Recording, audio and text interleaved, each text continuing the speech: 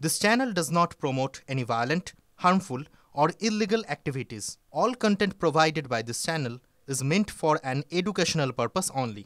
MDH chana masala এখন ছোলা হোক বা বরবটি দানা, সাদা চানা হোক বা কালো, সব রান্নাই হবে অসাধারণ। MDH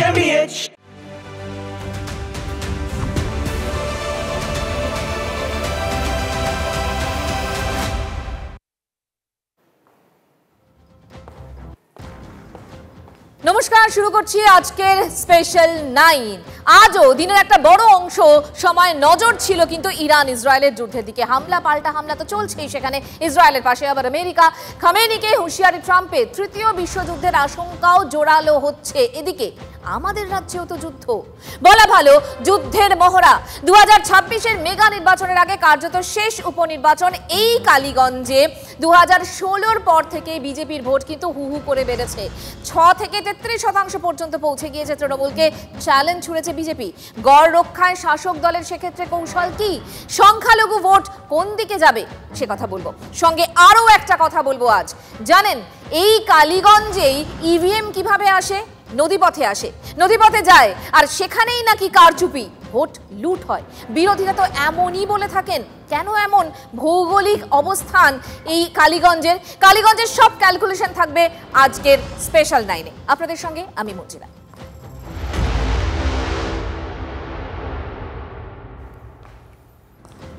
ক্যালকুলেশন মানে হিসেব নিকেশ। রাজনৈতিক দলগুলো তো সারা বছর অঙ্ক কষতে ব্যস্তই থাকে, আর ভোট এলে তা কয়েকগুণ আরো বেড়ে যায়। আর রাত পোহালে যে উপনির্বাচন রয়েছে কালীগঞ্জে, তার প্রেক্ষিতে গুরুত্ব তো যথেষ্ট রয়েছে, অনেকটা অন্যরকম। দেখুন, গত বছর লোকসভা নির্বাচনের পর রাজ্যে 2 দফায় উপনির্বাচন হয়েছে 10টি বিধানসভা কেন্দ্রে, যার সবকটি গেছে তৃণমূলের পকেটে। শাসক দলের পক্ষে ফল ছিল 10-0। এবার আরও একটা উপভোট, কিন্তু এই নির্বাচনে আর এক বছরের মধ্যে 26-এর যুদ্ধ। আর কালীগঞ্জের এই ভোটকে বিশ্লেষকরা দেখছেন বিধানসভা ভোটের মহড়া হিসেবে। বিগওয়ালে শেষ দুটো বড় ভোটের একটু পরিসংখ্যান আপনাদেরকে দেখাই। দেখুন, বোঝাই আপনাদেরকে এই মুহূর্তে দাঁড়িয়ে ঠিক কিরকম ছিল রেজাল্ট।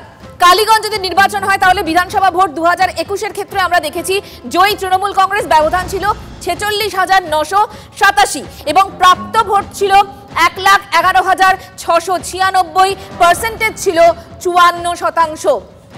এবার চলে আসি লোকসভা ভোট 2024। তৃণমূল কংগ্রেস এগিয়েই ছিল, শাসক দল রাজ্যের ব্যবধান ছিল 30,773, প্রাপ্ত ভোট ছিল 94,018 এবং পার্সেন্টেজ কত থাকছে? 48%। তার মানে বুঝতে পারছেন বিষয়টা কিন্তু কমছে। মানে এক্ষেত্রে একটা জিনিস কিন্তু বলতেই হয় যে তৃণমূল কংগ্রেস জিতলে বা এগিয়ে থাকলেও ভোট পার্সেন্টেজ কমছে। 24-এর লোকসভা ভোটের পর কিন্তু ঘটে গেছে অনেক কিছু। নদিয়া লাগোয়া বাংলাদেশে অস্থিরতা, হিন্দুদের নির্যাতন, কিংবা কিছুদিন আগে নদিয়া লাগোয়া মুর্শিদাবাদে একটার পর একটা হিংসার ঘটনা। আর এমন একটা আবহে কালীগঞ্জে উপনির্বাচন হচ্ছে। হিন্দুত্বের সুরকে সপ্তমে তুলে নিয়ে গিয়েছে প্রধান বিরোধী দল বিজেপি। আমি গিয়ে জিজ্ঞেস করলাম, মা তোমার স্ত্রীকে, তোমার স্বামীকে আর ছেলেকে মারলো কেন? বললো সিপিএম বলে মারেনি ভাই, বেটা বেঁধে দিল হিন্দু বলে। 23 তারিখ সন্ধ্যা থেকে গোটা রাজ্যে বলতে পারি, ওখানে যদি সবাই এক হয়, আপনারা বাংলাতেও কেন এক হবে না? আমরা বাংলাতে তো এখনো 70 ভাগ। হিন্দুত্বের ভাবাবেগের শান দিয়েই যে পদ্ম শিবির দিন বদলের আশা করছে কালীগঞ্জে, সেটা কিন্তু স্পষ্ট। তার যথেষ্ট কারণও আছে। শেষ 3টি নির্বাচনের যদি ভোট শেয়ার দেখেন, তা বিজেপির উৎসাহ বাড়াতে কিন্তু যথেষ্ট বলাই যায় বেশি হয়েছে। তৃণমূলের কৌশল ভেস্তে দিতে বিজেপির নজর ওই 4 থেকে 5% ভোট, বাড়তি যে ভোট সেটা টানার দিকে। কিন্তু ভোট যুদ্ধে শাসক দল বিজেপিকে তো আমলই দিচ্ছে না। আরে কালীগঞ্জ চোখ বুঝে তৃণমূল বিপুল ভোটে জিতবে, আমরা ওসব নিয়ে মাথা ঘামাচ্ছি না। ওদের ওই রাজনীতি ছাড়া ওদের কিছু করার নেই। অভিযোগকে, মানে দুর্নীতির অভিযোগকে সামনে রেখে বাংলা একের পর এক নির্বাচন এবং উপনির্বাচন দেখেছে। তাতে অবশ্য তৃণমূলের খুব একটা সমস্যা হয়নি। আরও একটা ভোট, এবার অভিমুখ কোন দিকে? পর থেকে কালীগঞ্জের বিধানসভার প্রতিটি নির্বাচনের ভোট বৃদ্ধি যদি বিজেপির আশার আলো হয়, তাহলে শাসকের ভরসার জায়গা সংখ্যালঘু ভোট এবং সংগঠন। আর সেই দিকেই শীত কাটার চেষ্টা কংগ্রেসের, সেদিকেও তাকিয়ে রয়েছে বিজেপি। ত্রিমুখী এই লড়াইয়ে তেতেও উঠেছে নদিয়ার সীমানার জনপদ। প্রত্যেকটা বিধানসভায় স্থানীয় ইস্যুগুলোকে অনেক বেশি স্থানীয় স্তরেই ট্যাকেল করবে এবং অনেক বেশি ভোটটাকে লোকালাইজ ফর্মে আনবে। গ্রামীণ ওই স্থানীয় নেতাদের উপরেই কিন্তু তৃণমূল ভরসা রেখেছে, যদিও এক্ষেত্রে বিজেপিও পিছিয়ে নেই। 13টা যে গ্রাম পঞ্চায়েত প্রত্যেকের নাম ধরে ধরে সেখানে কিন্তু দায়িত্ব দিয়েছেন। সার্বিকভাবে যুযুধান দুটো গোষ্ঠী কিন্তু এই মুহূর্তে ভোটের ময়দানে কালীগঞ্জকে পাখির চোখ করে 26-এর নির্বাচনের আগে কে কোথায় দাঁড়িয়ে আছে সেই পরীক্ষায় নেমে গেছে।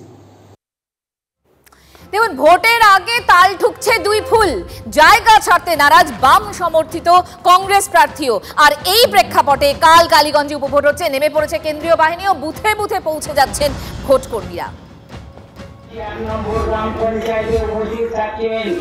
26-এর মহাযুদ্ধের আগে আর এক মহড়া।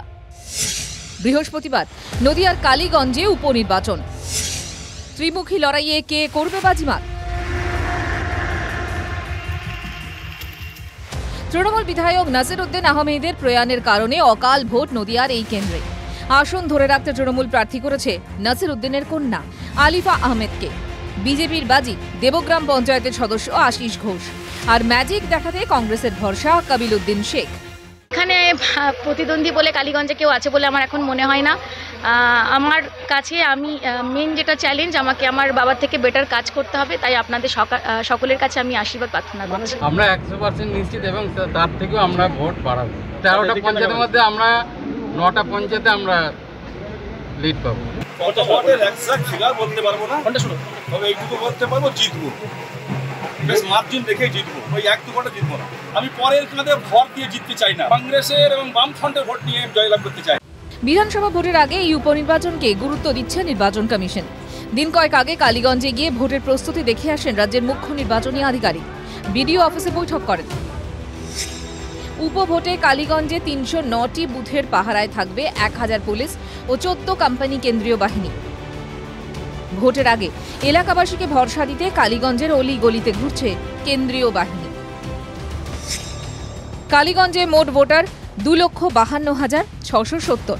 তার মধ্যে মহিলার সংখ্যা 1,22,303 ও পুরুষ ভোটার 1,30,363। সংখ্যালঘু ভোট প্রায় 55%। 2.5 লক্ষ ভোটারের মন কে জিতবে তা জানা যাবে আগামী 23শে মে সোমবার। তবে যিনি বিধায়ক হবেন তার কিন্তু মেয়াদ থাকবে 1 বছরের কম। রাজনীতিতে একেবারে নতুন নন তৃণমূল প্রার্থী আলিফা 2018 থেকে 23 পর্যন্ত নদিয়া জেলা পরিষদের সদস্য ছিলেন। তারপর ফিরে কর্পোরেট দুনিয়ায়। তৃণমূল যেমন সংগঠনের জোরের কথা বলছে, তার সঙ্গে জুড়ে দিয়েছে ওয়াকফ প্রসঙ্গ। বেচার পথে কোথায় চোখ? সব বিক্রি হয়ে গেছে, কোথায় চোখ বলেন? এখন চোখ হচ্ছে আমার মসজিদের সংলগ্ন জায়গায় চোখ, আমার কবরস্থানে চোখ, আমার মাদ্রাসার মাঠটায় চোখ। ওয়াকফ প্রপার্টি বিক্রি করতে হবে। একটা সময় কিন্তু কংগ্রেসের গড় ছিল এই কালীগঞ্জ। মাঝে বাম শরিক আরএসপিও কয়েকবার যেতে। 2016 বাদ দিলে বাম কংগ্রেস ক্রমশ প্রান্তিক শক্তিতে পরিণত হয়েছে। 2016 বিধানসভা নির্বাচনে বাম কংগ্রেসের জোট প্রার্থী 46% ভোট পেয়ে জিতেছিলেন, যদিও বছর ঘুরতেই তিনি তৃণমূলে যোগদান করেন। আর কংগ্রেস বিধায়কদের দলবদল প্রসঙ্গ বারবার মনে করে দিচ্ছে বিজেপি। এখানে তো আমরা যে ভোট পাই পুরো পাবো, চিন্তা নেই। আর ওদের বললাম, যদি তৃণমূলকে হারাতে হয় তাহলে হাসনুজ্জামান বা বাইরনের মতো কাবিল শেখকে ভোট দিয়ে ভোট নষ্ট করবেন না। যদি তৃণমূলকে সত্যিকারে সরাতে হয় তাহলে বিজেপির কোনো বিকল্প নেই। ভোটের হিসেব কালীগঞ্জের আগেই দেখিয়েছি। এবার স্থানীয় স্তরে ক্ষমতার যে সমীকরণ সেটা একবার আপনাদেরকে দেখাবো। দেখুন, এক্ষেত্রে যদি দেখি আমরা গ্রাম পঞ্চায়েতের ক্ষেত্রে 13টা গ্রাম পঞ্চায়েত, তৃণমূল এখানে 11টা, তৃণমূলের দখলে, বিজেপির 1টা দখলে, আর সিপিএম এর দখলে 1টা। অন্যদিকে পঞ্চায়েত সমিতি মোট আসন হচ্ছে 45টা এবং সেখানে তৃণমূলের দখলে হচ্ছে 38টা, সিপিএম এর দখলে 5টা আর বিজেপির দখলে 1টা। অর্থাৎ বারবার যেটা বলা হচ্ছে যে শাসক দল কিন্তু এক্ষেত্রে ভালোই রয়েছে, ভালো অবস্থানে রয়েছে। কিন্তু কিন্তু রাজ্যে এমন কিছু এলাকা আছে যেখানে অন্য অনেকগুলো ফ্যাক্টরও কাজ করে, মানে ভোট কারচুপিও হতে পারে। সেক্ষেত্রে আরও একটা খবর আপনাদেরকে দেব। এই যে জলপথের কথা বলছি, ভোট করাতে যান জলপথেই কর্মীরা, কিন্তু তা বলে নৌকা বা লঞ্চে ইভিএম নিয়ে ফেরার সময় রিংয়ের অভিযোগ ওঠে। সেটাই উঠছে এই কালীগঞ্জের এক প্রত্যন্ত এলাকায়। যাবার আগে এই প্রতিবেদন রইল আপনাদের জন্য। তারপরে চলে যায়, গঙ্গা পার হয়ে চলে যায়, আমাদের এখান থেকে ভোটের বাক্সও লুট হয়ে যায়, লুট করে নিয়ে যায়। ভোটের জন্য ইভিএম যায় নদীপথে, ভোটের পর আবার নদীপথ ধরেই ফেরে ইভিএম। নদিয়ার কালীগঞ্জ বিধানসভার অন্তর্গত নয়াচরে উপনির্বাচনের চর্চায় ইভিএম এর নদী পারাপার। বিরোধীদের অভিযোগ, নদীপথে ইভিএম এ ডিগিং হয়, নদীপথে গুলিয়ে যায় ভোটের হিসেব। ভৌগোলিকভাবে অন্যরকম অবস্থান নয়াচর দ্বীপের, হাত বাড়ালেই পূর্ব বর্ধমানের কাটোয়া, কিন্তু প্রশাসনিকভাবে এই অংশ নদিয়া জেলার অন্তর্গত। মানচিত্রের জন্যই কয়েক হাজার গ্রামবাসীদের হয়রানির শিকার হতে হচ্ছে। পূর্ব বর্ধমান জেলার সঙ্গে নদিয়া জেলার নয়াচর গ্রাম লেজুরের মতো লেগে রয়েছে। নদিয়ার কালীগঞ্জের অন্তর্গত গোবরা পঞ্চায়েতের নয়াচরের পাশেই পূর্ব বর্ধমানের কাটোয়া। মাঝ দিয়ে বয়ে চলা ভাগীরথী নদী ভাগ করেছে দুই পার্কে। পূর্ব বর্ধমানের সঙ্গে নদিয়া নয়াচর জুড়ে থাকায় নদী পেরিয়ে নদিয়া থেকে আসেন ভোটকর্মীরা। থাকে নদিয়ার পুলিশ, থাকেন সরকারি আধিকারিকরা। বিরোধীদের অভিযোগ, মাঝপথেই চলে ছাপ্পা, পাল্টে যায় ইভিএম এর হিসেব। গঙ্গা পার করে দিয়েছি, চলে গিয়েছি। তারপরে ওই কোথায় গিয়ে কি করেছে, সেই 9টার সময় এখান থেকে গিয়েছে, আর সেই গাড়ি গিয়ে পৌঁছায় ভোর 5টায় এখান থেকে পলাশি লুট করেছে। তৃণমূল বলছে ইভিএম ফেরতের সময় থাকে সব দল।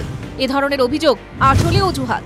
ধরুন 1000 ভোট পড়ল, ওরা 300 পড়লে আমরা যদি 700 পাই, তাহলে না সব ভোট এখানে লুট হয়ে গেছে। গঙ্গা পার হওয়া বিজেপি থেকেও যায়, গঙ্গা পার করে একেবারে ওই বাস স্ট্যান্ড অব্দি দিয়ে আসে। এটা সম্পূর্ণ মিথ্যে। মানচিত্র জটে পূর্ব বর্ধমানের লেজুর, নদিয়ার নয়াচর, আর সেই গ্রামে ভোট এলেই ফিরে আসে ইভিএম বা ব্যালটে কারচুপির অভিযোগ।